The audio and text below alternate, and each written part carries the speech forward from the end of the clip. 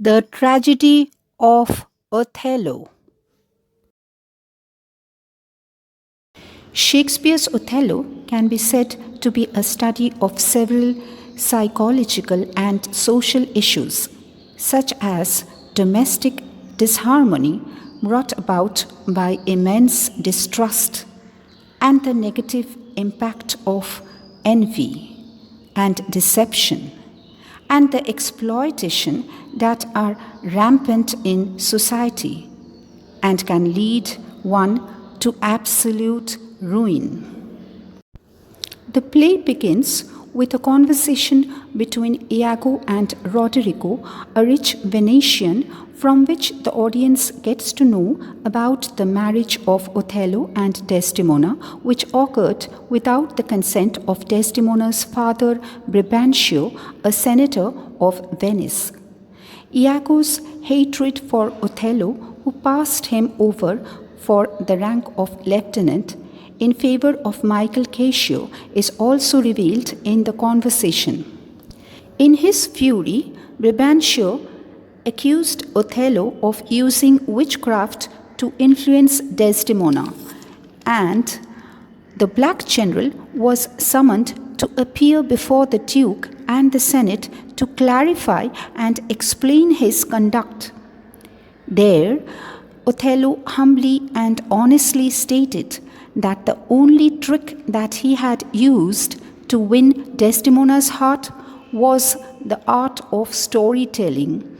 He had regaled the lady's ear with many a delightful tale of thrilling adventures which he himself had encountered during his travels to foreign lands when he participated in perilous battles. Othello's statement was further confirmed by his wife Desdemona, who appeared in the court to defend her husband. She pleaded on behalf of him and professed that her duty towards her husband was now greater than her duty to her father. Brabantio was now compelled to drop all charges against Othello and to accept him as his son in law, although he warned Othello that as Desdemona had deceived her father, she would deceive Othello too in future.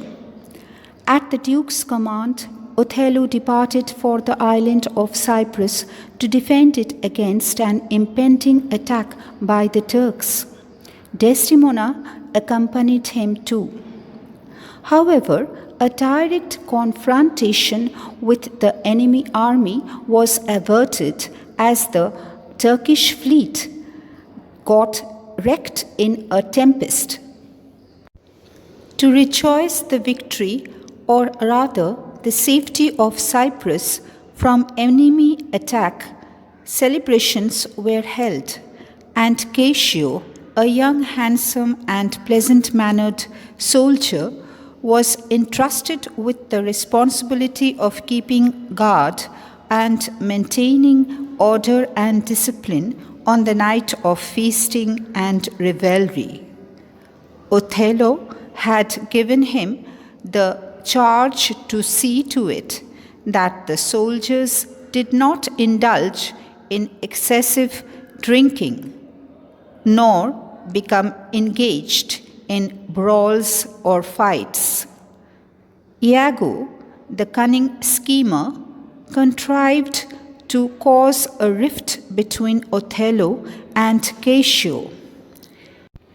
Iago, who was envious of Cassio, could not bear the friendly rapport that Cassio had with both Othello and Desdemona.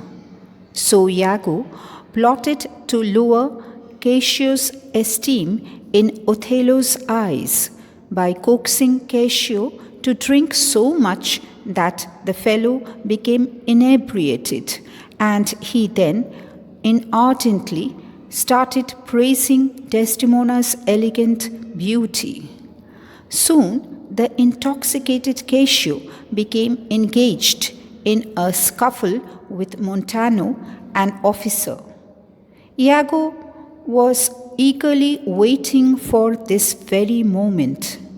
He immediately sounded an alarm, and Othello came out. A detailed account of the ruckus was given by Iago to Othello, who in his anger then proceeded to remove Cassio from the rank of lieutenantship. Iago wanted exactly this to happen. He then pretended to sympathize with Cassio for his sudden misfortune and egged him to approach Desdemona to plead to Othello on his behalf, so that he could be restored to his position. And trusting Iago, Cassio did just as he was advised. He implored Desdemona to plead to Othello to reinstate him to his rank. Desdemona promised to try her best. Now, Cassio had played the role of a mediator during the courtship of Othello and Desdemona. The evil Iago sought to plant seeds of suspicion in Othello's mind regarding the relationship between Desdemona and Cassio. Iago aroused in Othello's mind serious doubts regarding Desdemona's fidelity by means of insinuations and suggestions. Now it so happened that as Othello and Iago were about to enter Desdemona's chamber, they noticed Cassio exiting the room from the opposite side. And Iago blurted out, "I like not that," which at once aroused Othello's curiosity, and he demanded to know what Iago was thinking about. Then Iago played his master stroke by preying upon Othello's gullibility, making him suspect that an illicit affair was going on between Cassio and Desdemona. In fact, the cunning Iago now echoed Brabantio's warning by saying that Desdemona, who had gone against her father's will by marrying Othello, could also deceive her husband now. Desdemona's frank, free, pleasing, and gentle manners were actually made to look inglorious by Iago. Othello at first could not believe that Desdemona was unfaithful to him, so Iago needed evidence, and the proof came in the form of Desdemona's handkerchief, which Iago's wife had stolen at her husband's bidding. Iago then left it in Cassio's way, who unsuspectingly picked it up. Iago could now further poison Othello's mind by saying that Desdemona's handkerchief was with Cassio. This infuriated Othello, as the handkerchief had been gifted by him to Desdemona. When Desdemona could not produce the handkerchief on being asked to do so by Othello, his suspicion about her infidelity was confirmed.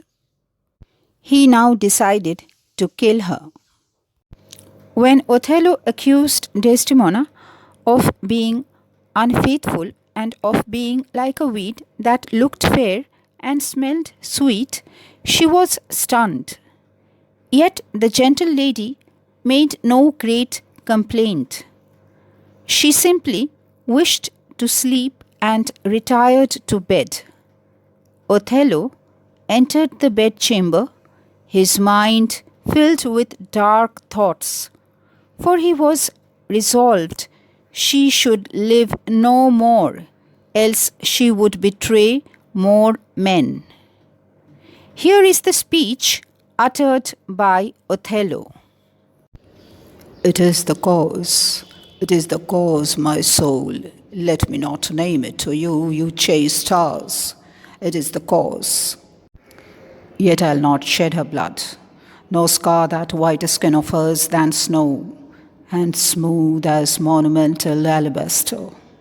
Yet she must die, else she'll betray more men. Put out the light, and then put out the light. If I quench thee, thou flaming minister, I can again thy former light restore. Should I repent me? But once put out thy light, thou cunningest pattern of excelling nature, I know not where is that Promethean heat that can thy light relume. When I have plucked the rose, I cannot give it vital growth again. It must needs wither. I'll smell it on the tree. Ah, balmy breath, that dost almost persuade justice to break her sword. One more, one more. Be thus when thou art dead, and I will kill thee and love thee after. One more, and this is the last. So sweet was never so fatal. I must weep, but they are cruel tears. This sorrow's heavenly. It strikes where it doth love. She wakes. Awakened by Othello's kisses, Desdemona saw Othello rolling his eyes in anger. He told her to say her prayers before embracing death. The innocent wife then pleaded for mercy, but Othello did not listen and stifled her to death. Later, when it was discovered by Othello that both Desdemona and Cassio were innocent, and it was Iago's conspiracy that led them all to ruin, he fell upon his own sword to kill himself. Othello's tragedy was caused due to his erroneous judgment. He wrongly distrusted his wife, and he could not control his anger. In fact, his uncontrollable anger was a flaw in his character. Later, when he realized the truth, he not only became penitent but also paid for his flaw with his own life.